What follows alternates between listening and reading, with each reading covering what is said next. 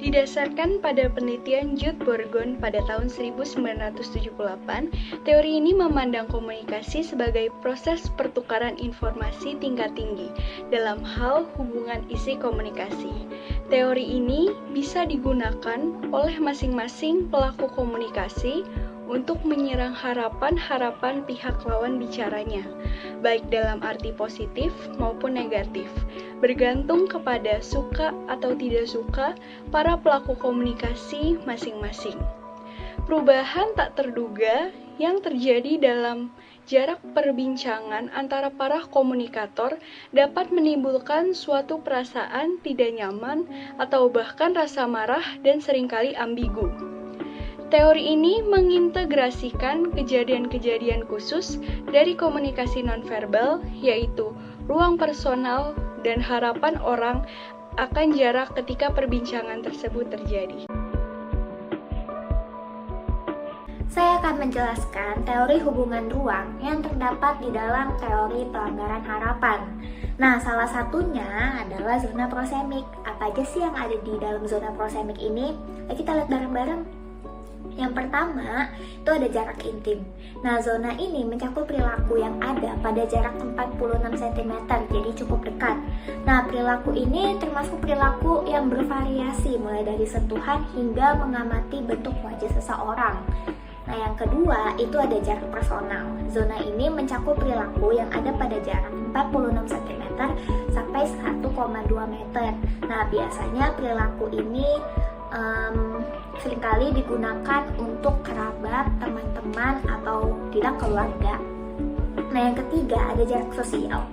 Zona yang berkisar antara 1,2 meter sampai 3,6 meter, jadi sudah cukup jauh dan biasanya digunakan untuk hubungan yang formal, contohnya seperti rekan kerja. Dan yang keempat itu ada jarak publik. Nah, zona yang berkisar antara jarak 3,7 meter atau lebih yang digunakan untuk diskusi yang sangat formal seperti antara dosen dan mahasiswa di dalam ruang kelas. Dalam teori pelanggaran harapan, terdapat faktor-faktor harapan. Apakah saja faktor-faktor harapan tersebut? Yang pertama ada faktor-faktor individual komunikator. Faktor ini biasanya meliputi gender, kepribadian, usia, penampilan, serta reputasi. Contoh sederhananya dapat kita lihat ketika ada seorang pelajar yang masih duduk di kursi sekolah menengah pertama bertemu dengan orang yang mungkin lebih tua darinya, maka sikap anak tersebut pastinya lebih sungkan dengan orang yang lebih tua tersebut. Lain halnya ketika anak tersebut bertemu dengan anak yang mungkin masih seusia dengannya, maka mungkin dia tidak akan sungkan dengan anak yang masih seusia dengannya. Yang kedua yaitu ada faktor-faktor relasional. Faktor-faktor ini biasanya berhubungan dengan sejarah yang melatar belakangi perbedaan status, tingkat ketertarikan, dan rasa suka. Contoh sederhananya dapat kita lihat ketika ada orang atau seorang pria yang menyukai seorang wanita, maka secara tidak langsung seorang pria tersebut akan menggunakan berbagai cara untuk mendekati wanita tersebut. Yang terakhir atau yang ketiga ada faktor-faktor konteks atau biasanya kita kenal dengan faktor yang berhubungan dengan formalitas atau informalitas serta fungsi tugas atau sosial. Biasanya berhubungan dengan batasan lingkungan dan norma-norma budaya. Contoh sederhana yang dapat kita lihat misalnya pada saat ketika dalam suatu perusahaan ada seorang karyawan baru. Karyawan tersebut ingin berbaur dengan temannya. Tentu saja karyawan tersebut akan berusaha mendekatkan diri dengan teman-teman di kantornya tersebut. Perkenalkan, nama saya Denisa. Di sini saya akan menjelaskan mengenai teori asumsi. Yang pertama adalah harapan terjadi interaksi kepada sesama manusia. Hal ini didasari oleh manusia yang membawa harapan ini untuk dapat mempengaruhi orang lain. Contohnya adalah ketika seseorang sedang mengantri di minimarket, diharapkan untuk dapat menjaga jarak. Yang kedua adalah harapan untuk perilaku yang dapat dipelajari.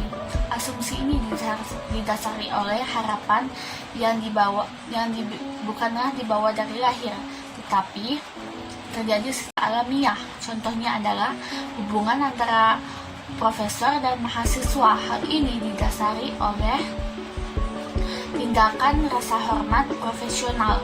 Yang ketiga adalah dapat memprediksi tindakan nonverbal. Hal ini didasari oleh seseorang yang dapat memprediksi apa yang terjadi selanjutnya.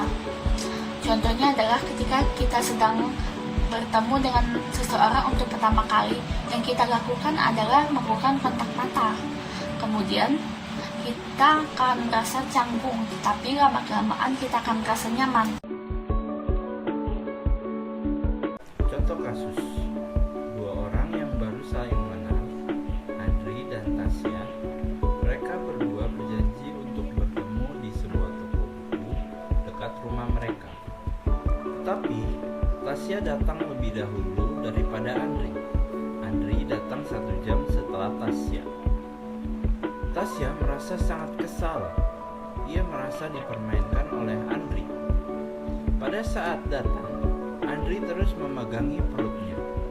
Tasya merasa tidak nyaman akan perilaku Andri. Tasya terlihat tegang dan salah tingkah. Menyadari hal tersebut, Andri membuka pembicaraan kepada Tasya. "Kamu ingin mencari buku apa?" Lalu Tasya menjawab, "Aku ingin mencari buku sejarah." Selagi mereka berbincang, Tasya terus-menerus melihat Andri yang memegang perutnya. Akhirnya, Andri mengatakan bahwa ia terlambat karena perutnya terus melilit dan bolak-balik ke kamar mandi. Andri enggan memberitahukan kepada Tasya karena mereka baru saling mengenal satu sama lain, dan Andri merasa malu untuk mengatakannya. Tetapi setelah beberapa menit, sakit perutnya Andri sudah hilang dan semuanya berjalan dengan lancar. Analisa dari kasus tersebut adalah Tasya merasa tidak nyaman akan perilaku nonverbal yang ditimbulkan oleh Andri. Dan Tasya merasa kesal karena Andri datang terlambat dari waktu yang sudah ditentukan.